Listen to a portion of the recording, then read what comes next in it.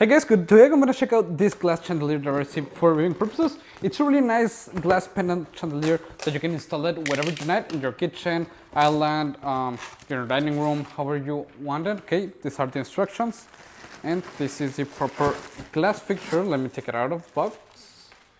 Okay, it has a really nice design. We have in here the base. Okay. Ceiling base and the cable. Okay, it seems like a really simple installation, so let's go ahead and start installing it and let's see how it looks and how it works. Okay, come on. The installation, it's a breeze, as everything that you're gonna need to do it is inside the box, and the base fits standard US junction boxes without surprises or stress, making it a real hassle-free to do it.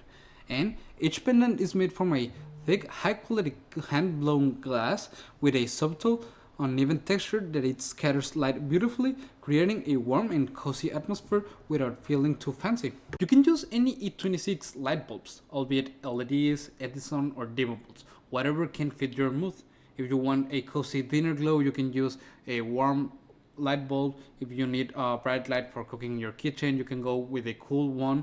And as I've said, they are fully dimmable with a compatible dimmer switch, so that way the vibe can be set just up to your liking. And it will look great anywhere, over your kitchen island, your dining table, at the bedside, even in a bar or a hallway. I think that the glass and gold combination blends with any kind of style, even farmhouse, modern, or even boho decoration. Okay guys, and overall I think that it looks amazing. Wherever you want to install it, I think that it's going to do an amazing job.